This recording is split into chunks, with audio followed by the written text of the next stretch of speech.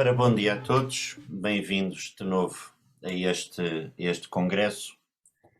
Vamos ter agora uma conferência dada por um professor José Briços Lino, intitulada Pela Reconstrução de uma Teologia Europeia Contemporânea no Mundo Global.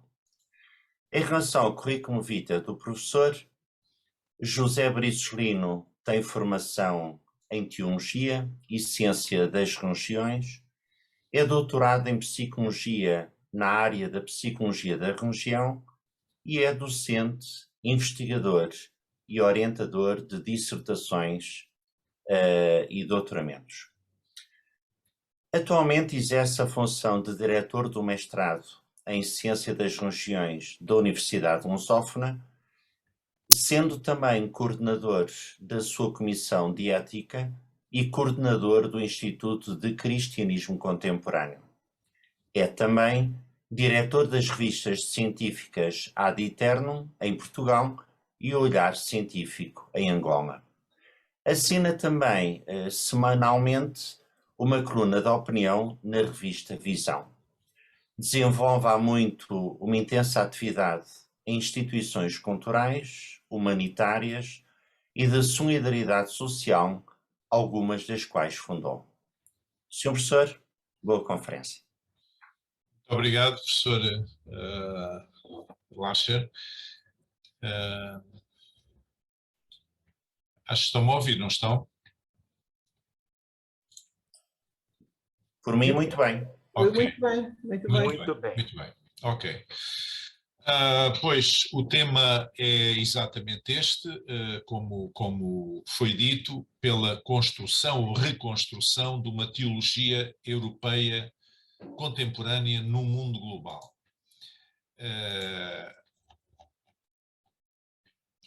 Apesar de nascido na região do Médio Oriente, portanto o cristianismo cedo chegou à Europa pela mão do apóstolo Paulo, a partir do momento em que pregou na colónia romana de Filipos, na segunda parte do primeiro século, tendo convertido tanto macedónios como imigrantes, como foi o caso de Lídia, denominada vendedora de púrpura, que era natural de Tiatira, uma cidade na Ásia Menor. Um aspecto interessante quando se pensa que a primeira pessoa convertida na Europa foi uma mulher que trabalhava com moda, era estrangeira e imigrante, quando algumas franjas religiosas tratam hoje de forma pouco humana os estrangeiros, os imigrantes e as mulheres. Também sabemos como a fé cristã se expandiu rapidamente para o norte do continente africano. Deixa-me cá dar entrada aqui mais duas pessoas. Peço desculpa, mas são as circunstâncias de estar aqui a coordenar as coisas. Mal. Vamos lá ver aqui. Ok. Também sabemos como a fé cristã se expandiu rapidamente para o norte do continente africano, logo no final do primeiro século, no Egito, e até ao fim do século II, na região de Cartago, o que originou a disseminação precoce da fé cristã. Esse movimento deu lugar a uma influente escola teológica na região, com destaque para Alexandria, e ao surgimento de notáveis pais da Igreja, como Tertuliano, Clemente de Alexandria, Orígenes, Cipriano de Cartago, Atanásio de Alexandria e Agostinho de Hipona. Apesar disso, e certamente devido ao avanço do Islão no norte da África, a partir do século VII, com a invasão muçulmana do Egito e a conquista do Magreb, o território de eleição da Igreja vem a ser a Europa cristã ao longo de muitos séculos, que a moldaram e institucionalizaram, apesar dos vários cismas e das constantes reformações provocadas pela dinâmica histórica. O século XIX deu corpo a um forte movimento teológico protestante, e eu quero especificar que a minha comunicação tem mais a ver com o campo protestante e mais especificamente refere-se à teologia evangélica. O século XIX deu corpo a um forte movimento teológico protestante, sobretudo na Alemanha, que ficou conhecido como teologia liberal e que representava uma tentativa de abordar a religião numa perspectiva crítica, aberta, transparente e racional, mas sem negar ou menosprezar a importância da experiência espiritual e do compromisso religioso. Esta ousadia provocou naturais reações no campo religioso cristão, tendencialmente conservador, dada a mudança de paradigma então ensaiada em termos teológicos. De acordo com Cunha, o liberalismo era a expressão filosófica da autoconsciência da burguesia. O confronto do liberalismo com a teologia protestante originou a Liberalia Theologie, com influências do pensamento filosófico de Kant e Hegel. O termo teologia liberalis foi usado pela primeira vez por Johann Salomo Semler, no século XVIII, para dizer livre método de investigação histórico-crítico das fontes da fé e teologia, sem vínculos com a tradição dogmática. Mas esta expressão não se limita apenas a caracterizar uma abordagem de reflexão bíblica e religiosa, significando igualmente um movimento teológico que surgiu no interior do protestantismo e que se exprimiu do ponto de vista intelectual entre fins do século XVIII e inícios do século XX. Tal como os escolásticos quiseram conjugar a herança grega com as escrituras, também a intenção da teologia liberal seria a de interpretar a doutrina cristã, chamando para o diálogo a ciência moderna, o conhecimento disponível e a ética social. A ousadia da nova abordagem estava na relevância atribuída à razão e à experiência, que se posicionavam acima da autoridade doutrinária, o que iria permitir fazer da teologia liberal uma alternativa, tanto em relação ao racionalismo iluminista, como à teologia tradicional de pendor dogmático. Constanza fala de duas fases do liberalismo teológico moderno. A primeira fase do moderno liberalismo teológico, chamado racionalismo ou iluminismo, perdurou até meados do século XVIII. Os principais filósofos e teólogos dessa fase foram Spinoza, o judeu holandês, Leibniz e Lessing, alemães, e John Locke, inglês, os escritores e filósofos ingleses conhecidos como platonistas de Cambridge e também os deístas. O segundo estágio do liberalismo teológico, o romantismo, também chamado modernismo, aconteceu a partir do final do século XVIII e perdurou até ao final do século XIX. Nele se destacam Jean-Jacques Rousseau e Immanuel Kant, que foram os arquitetos do liberalismo romântico. Na teologia, o maior destaque coube ao alemão Friedrich Schleiermacher, chamado pai da moderna teologia protestante. O alemão Albrecht Ritschl dominou a teologia liberal protestante após Schleiermacher, e outro teólogo alemão, Harnack, foi o mais proeminente discípulo de Ritschl.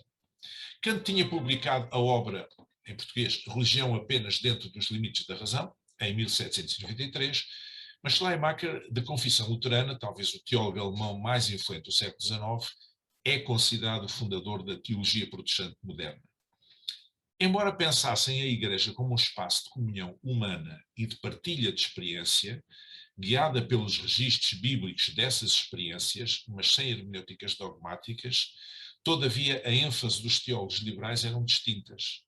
Schleiermacher valorizava o sentimento, Ritschl a realidade histórica e Trelst a ética. De facto, a teologia europeia protestante, mas também a católica, sentiram a necessidade de reagir ao racionalismo iluminista e dar espaço à valorização da experiência e da essência que davam suporte ao romantismo dos séculos XVIII e XIX. O problema é que este movimento teológico se baseava numa visão positiva do ser humano, pelo que veio a ser maltratada e mortalmente ferida nos horrores da Primeira Guerra Mundial.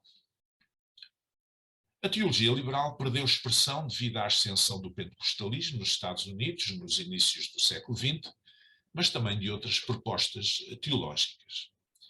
Os pentecostais formaram um grupo numeroso de pessoas religiosas no mundo com crenças intensas e efusivas, que geraram uma nova classificação nos estudos de religião: pentecostalismo. O termo característico vem da festa judaica de Pentecostes, ocasião que, segundo o Novo Testamento, teria sido derramado o Espírito Santo sobre os seguidores de Jesus na nascente Igreja Cristã. Dessa experiência estática se seguiram várias outras nas igrejas dos começos, com relatos de curas, êxtases, milagres, entre outros. Dando um salto na história, e chegando ao final do século XIX e início do século XX, pequenos grupos cristãos, oriundos dos avivamentos ingleses e americanos, revivals, buscaram reproduzir a experiência do Novo Testamento no modelo do relatado nos dias de Pentecostes. Aquela forma de atuação do divino e as experiências concretas das primeiras comunidades começaram a ser reproduzidas novamente. Fim de citação. Logo na década de 30 surge a neo-ortodoxia, ou teologia dialética. Se o liberalismo teológico tentou conciliar o cristianismo com as aspirações humanas, a neo-ortodoxia barthiana emerge quando Karl Barth procura estudar a Bíblia através da Bíblia, mas descobre que isso só é possível mesmo questionando o método histórico crítico, e utiliza-o para desenhar o seu conceito de palavra de Deus. Mais tarde, vem o movimento ecuménico e missionário nos anos 1940, o evangelicalismo nos anos 50, a teologia da libertação na década de 60 e a teologia pós-liberal nos anos 90. Wolff afirma que, segundo Hart, o termo evangelicalismo é uma construção desenvolvida ao longo da última metade do século XX. Antes de 1950, a palavra não tinha sido usada no sentido em que os líderes religiosos e académicos o aplicam agora. E mesmo nessa época não traduzia um conjunto coerente de convicções ou práticas. Toda a palavra terá sido talhada, todavia a palavra terá sido talhada muito antes na emergência dos ismos surgidos no século XVIII, como o nacionalismo, em 1798, o liberalismo, 1819, o socialismo, 1833, e o imperialismo, 1858. O uso mais antigo de evangelicalismo, registado pelo Oxford English Dictionary, portanto, dicionário de Oxford, data de 1831, num artigo que foi precedido por uma referência de um autor de 1820. Apesar de tudo, o sentido do termo continua difuso, visto tipificar um movimento amplo, o termo evangelicalismo, é claro, movimento amplo e multifacetado, ao contrário dos ismos focados na adesão a uma teologia ou uma ideologia específicas, com origem histórica num indivíduo em particular, casos do calvinismo ou do marxismo, ou que definem a adesão a uma estrutura organizacional particular, como o metodismo ou o presbiterianismo. Só se consegue compreender o evangelicalismo a partir da premissa do reconhecimento de que se trata de um fenómeno que desafia as definições, até pelo facto de o termo ter sido utilizado por aqueles que com ele se identificam, diferentemente do conceito desenvolvido pelos investigadores. A verdade é que, em 1889, o congregacionalista inglês Dale elaborou uma comparação entre o antigo evangelicalismo e o novo, ao considerar que o evangelicalismo dos reavivamentos do século XVIII se caracterizava pelo interdenominacionalismo e mesmo pelo desprezo pelas estruturas eclesiásticas. Por outro lado, era marcado por uma tendência ao individualismo, que sublinhava o compromisso com uma vida devota e piedosa, mas pouco tinha a dizer sobre a sua relação com a sociedade. Eu estou sozinho. Peço que desliguem o som, por favor. Mas terá sido a teologia liberal a provocar uma reação do outro lado do Atlântico e que veio a dar origem ao fundamentalismo protestante. Em 1878, os americanos e aliados europeus de língua inglesa impulsionaram o fundamentalismo protestante em reação contra a teologia protestante alemã através do Credo de Niagara. Segundo Carvalho, o fundamentalismo protestante foi um movimento que ganhou forma principalmente entre as igrejas presbiterianas e batistas do sul dos Estados Unidos a partir do século XIX. Os principais antecedentes históricos do fundamentalismo foram a teologia ortodoxa de Turrican, a qual fora difundida no seminário de Princeton, as doutrinas pré-milenaristas e as discussões doutrinárias com os teólogos liberais. O fundamentalismo defendia a inspiração e inerrância das Escrituras, de modo que ela deveria ser interpretada de maneira literal.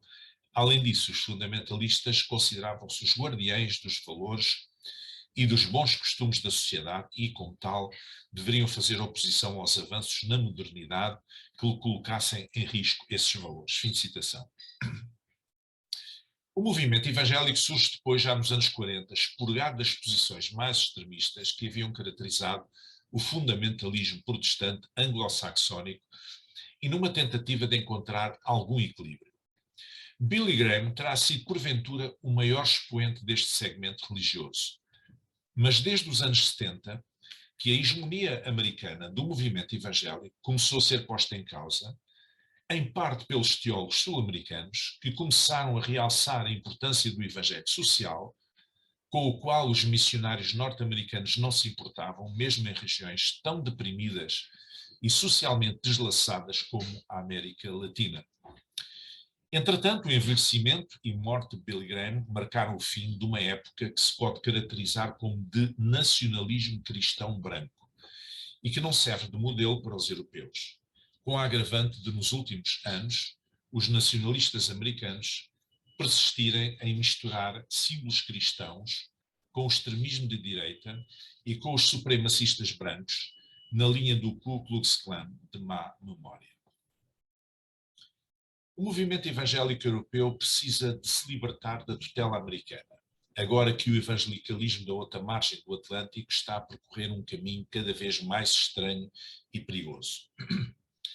Uma das últimas novidades do país é a publicação da Bíblia God Bless the USA Bible, que alguns consideram como a Bíblia americana definitiva, que inclui, além dos textos bíblicos na versão NIV, nova versão internacional, inclui também a Constituição dos Estados Unidos, a Declaração de Direitos, a Declaração de Independência e o Juramento de Fidelidade, bem como o refrão masculino de God Bless the USA, de Lee Greenwood. Ou seja, fundiram-se documentos seculares de pendor nacionalista e patriótico com as Sagradas Escrituras. Um casamento que se pode considerar abusivo e bizarro. O caminho que o evangelicalismo americano está a trilhar há muito não serve de inspiração para a Europa. Na minha opinião, é claro.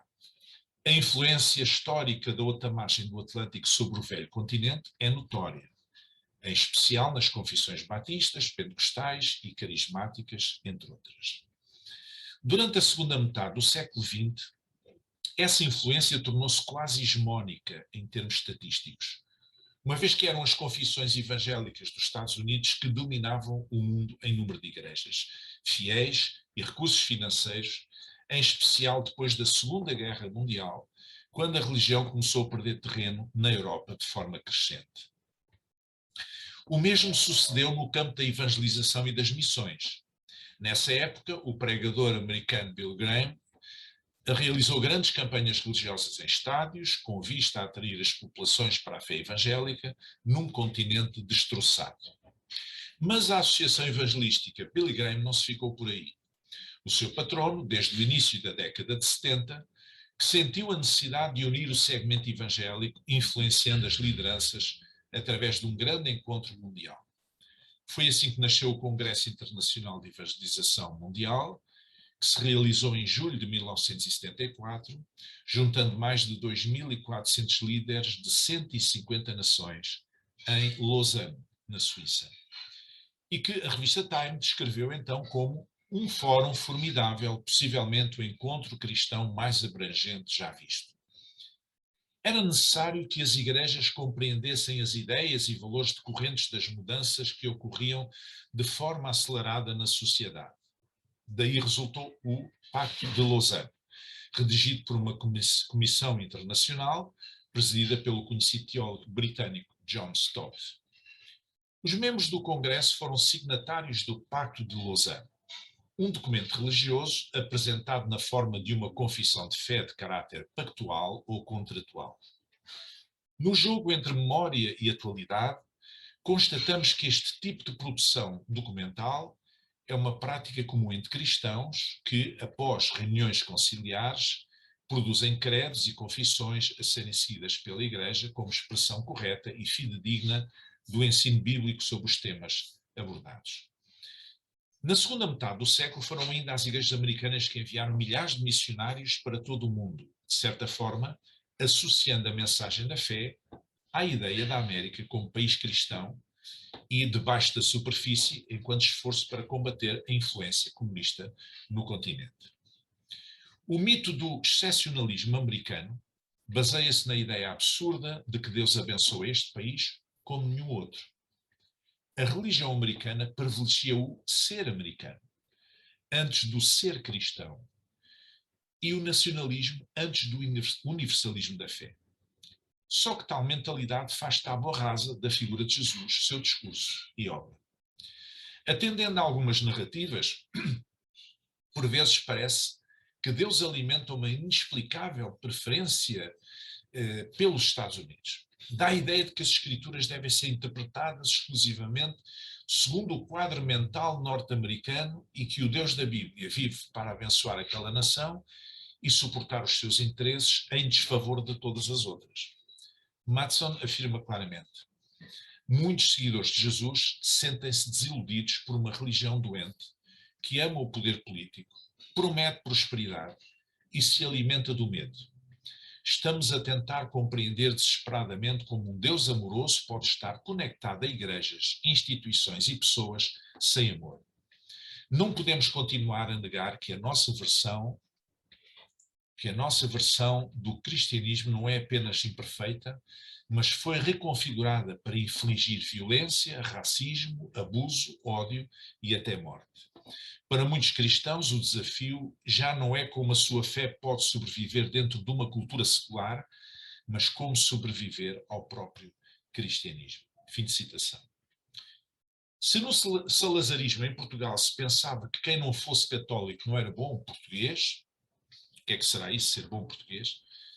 Querendo significar pessoa séria e confiável, com base numa espécie de avaliação com resquícios medievais, o americano bom é caucasiano e cristão, como atestam os supremacistas brancos e a prática política da administração Trump. É o patriotismo que molda a teologia norte-americana e abre caminho para que o nacionalismo desvirtue por completo a genuína visão do Evangelho, de modo que mesmo quando a política americana provoca nos bastidores a queda de governos estrangeiros democraticamente eleitos, ou apoia e arma até aos dentes os ditadores mais sanguinários, o país quase nem hesita em apoiar tais desmandos e premiar os seus autores. O problema é que esse pretencioso favoritismo divino diminui todos os outros povos, desumanizando-os, e revela o mais pernicioso egoísmo face a todos aqueles que são alheios a essa identidade nacional, rotulando-os como estranhos e inimigos potenciais. Não que essa atitude seja nova em termos históricos, mas neste caso é justificada em nome de Deus. No fundo é como se o Deus cristão mantivesse com a América uma aliança como a que Yahvé estabeleceu com o povo hebreu há milhares de anos, tornando-se um Deus exclusivo e étnico ligado a um povo que era o seu agente na Terra, num contexto revelacional e histórico-religioso completamente diverso. Mas o nacionalismo cristão é uma fraude à fé, visto que toda a mensagem do Evangelho é de caráter universalista. Jesus Cristo declarou: ide, fazei discípulos de todas as nações, Mateus 28:19.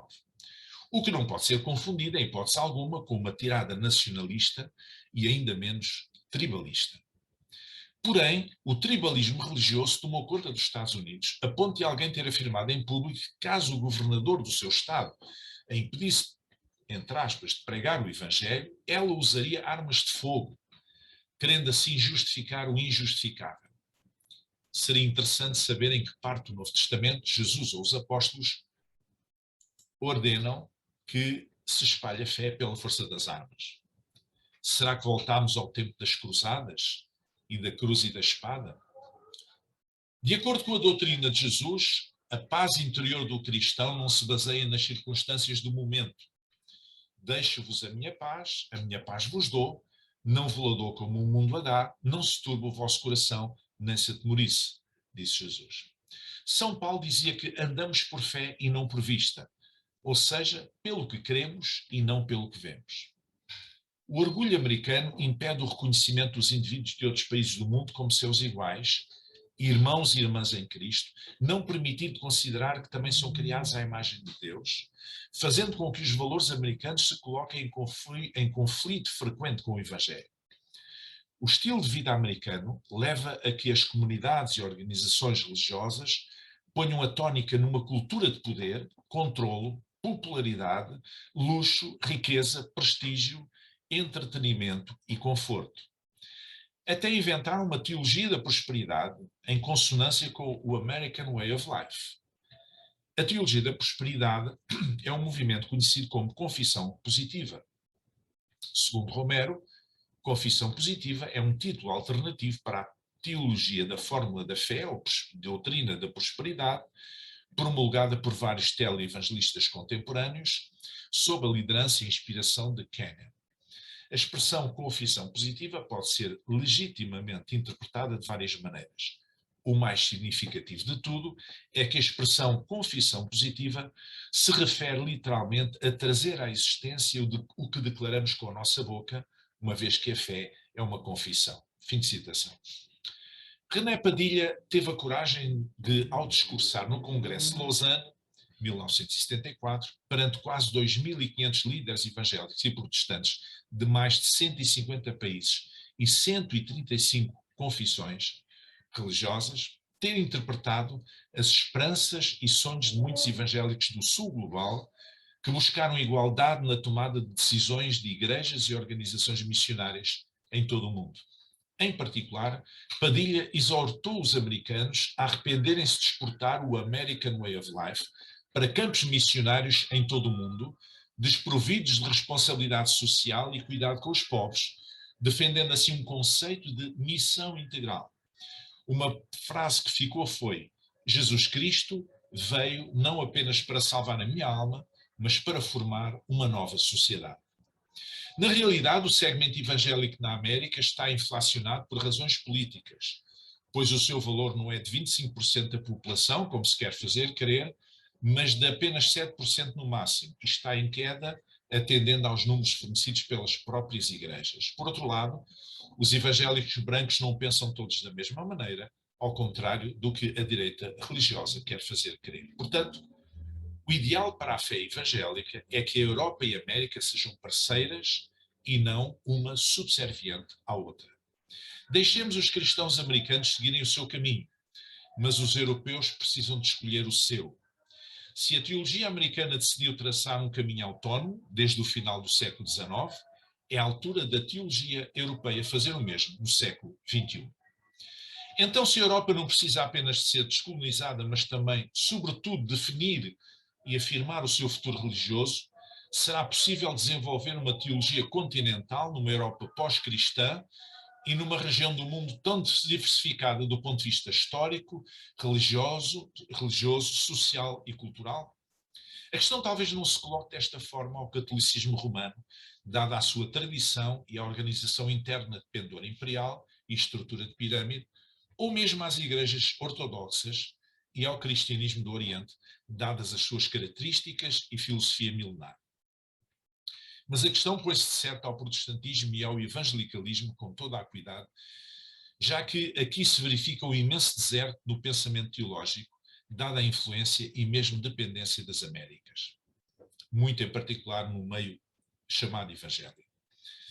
Afinal, a tentação novecentista de criar uma religião tipicamente americana, made in USA, esteve sempre em cima da mesa. E para citar apenas alguns casos mais conhecidos, desde Joseph Smith e o Mormonismo, Nova York, 1820, passando por Ellen White e o Adventismo, Battle Creek, Michigan, 1863, até Charles Russell e o Russellismo, Pittsburgh, Pensilvânia, 1870, grupo mais conhecido como Testemunhas de Jeová.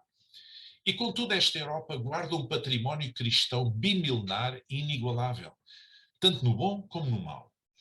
Em época de globalização e ao contrário do passado, hoje não é tempo para a Europa partir a evangelizar o mundo sozinha, mas é tempo de se reconstruir a si mesma, desenvolver pensamento teológico próprio, encontrar um sentido, mas agora tendo em conta o diálogo com outras culturas e sistemas de fé e espiritualidade. Mourão e Manso falam da velha aliança com que o Império Português se construiu e que liga a cruz e a espada. O tempo de levar a cruz e a espada acabou. O tempo de civilizar os, entre aspas, selvagens também acabou. Não só porque os impérios coloniais se finaram, mas sobretudo porque esta mesma Europa é que necessita de redescobrir a simplicidade do Evangelho de Jesus Cristo e da fé cristã enquanto experiência de vida, espiritualidade e testemunho, para lá dos muros da institucionalização religiosa e das tentações do poder religioso ou político. É tempo das antigas potências europeias integrarem na sua história e memória coletiva o passado colonialista. E as igrejas precisam de fazer o mesmo a fim de poderem finalmente encontrar o seu papel no mundo multipolar e globalizado de hoje, assim como a sua vocação. Discorrendo sobre a possível existência de uma teologia europeia, Palma diz o seguinte: esta parece não surgir no cenário teológico enquanto tal, razão pela qual se reconhece um subdesenvolvimento de uma tal categoria. Verifica-se que este subdesenvolvimento estará intimamente associado a um conjunto de transformações contemporâneas, tanto ao nível eclesial teológico como ao nível mundial cultural, que no fundo remetem para a perda da hegemonia cultural e cristã da Europa. Fim de citação. O autor considera tal classificação como uma categoria ainda subdesenvolvida, a partir de uma simples constatação, apesar de afirmar que abunda seguramente teologia produzida na Europa. Digamos que uma certa indefinição do que realmente a Europa poderá estar à cabeça da dificuldade em gizar uma teologia especificamente europeia, assim como as duas grandes guerras que devastaram o continente durante o século XX. Essa transformação terá tido raiz, em primeiro lugar, numa crise da própria consciência ocidental, europeia, fortemente abalada por todos os seus fracassos, nomeadamente pelos efeitos civilizacionais das duas grandes guerras. O Ocidente, em especial a Europa, viram abalarem-se as suas grandes seguranças, crença no progresso, confiança nas virtudes benéficas da razão, superioridade das instituições livres, excelência da civilização ocidental. Tudo isto gerou um ambiente em que, segundo Raymond Willig, de um conforto intelectual se passou por uma crise de consciência ocidental, que se veio exprimir também como crise de consciência da teologia ocidental e europeia. Palma refere ainda um segundo aspecto associado ao primeiro, a crescente consciência de identidades culturais não europeias e do seu próprio valor. Este aspecto surge em decorrência da descolonização e subsequentes independências, as quais conferiram consistência política a um processo de redescoberta das próprias culturas e tradições e, simultaneamente, catalisaram uma afirmação cultural e social que se estendeu muito para lá da estrita esfera política. Finalmente, o autor propõe uma terceira causa. Por fim, haverá ainda que reconhecer uma gradual, mas sustentada recomposição do papel público do cristianismo em contexto europeu, e inevitavelmente também da sua teologia. Verifica-se com efeito uma erosão da força simbólica e institucional das estruturas eclesiais, que se prolonga também numa erosão dos lugares onde a teologia é classicamente cultivada na Europa. O redimensionamento da rede europeia de escolas ou faculdades de teologia, motivada sobretudo por uma diminuição da procura, isto é, por um decréscimo do número de estudantes, ou em alguns casos, a sua transformação em centros de estudos de religião, serão disso talvez os melhores exemplos. A realidade europeia contemporânea baseia-se na secularização, numa tendência para o materialismo e ateísmo, na democracia, num sistema económico capitalista e, do ponto de vista espiritual, numa espécie de bricolagem religioso e na sedução das filosofias orientais. Queremos que a construção de uma teologia própria no velho continente terá que considerar os seguintes eixos. Pós-colonialismo. O léxico da conquista ou da cruzada está ultrapassado. A missiologia europeia já não pode ter como base epistemológicas, teológicas, essa ideia de salvação. Nem sequer como motivação a expansão imperial da Igreja, mas tão somente a ação carigmática. Dignidade humana. Outro eixo. É necessário refletir sobre a posição das igrejas na Europa face às migrações, aos direitos humanos, mas também ao aborto, à eutanásia e às demais questões fraturantes.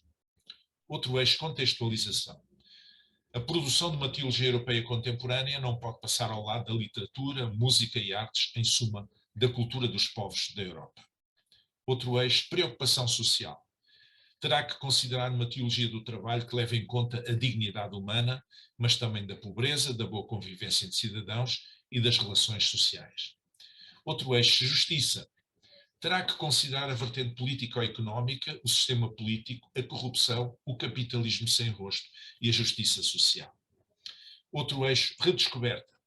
Fazer teologia para um continente pós-cristão é diferente de fazer para povos que ainda não foram evangelizados. E, finalmente, o eixo do futuro. A nova teologia tem que ter em conta os novos desafios da ciência e tecnologia, assim como da filosofia. Concluindo, o mundo evangélico na Europa tem sido colonizado teologicamente primeiro pelos Estados Unidos e depois pela América Latina, desde a influência do fundamentalismo protestante ao evangelicalismo, passando pela teoria da inerrância bíblica. A história do pensamento teológico na Europa é riquíssima e o seu património fundamental para compreender o percurso da fé cristã no continente e nas missões por todo o mundo. Hoje já não é tempo para uma Europa colonizadora, nem tampouco para uma Europa colonizada. A teologia do continente precisa de se libertar da colonização a que tem sido submetida desde o século XX, mas também de se autodeterminar para se poder reconstruir num mundo global, no diálogo com outras culturas e sistemas de fé e espiritualidade.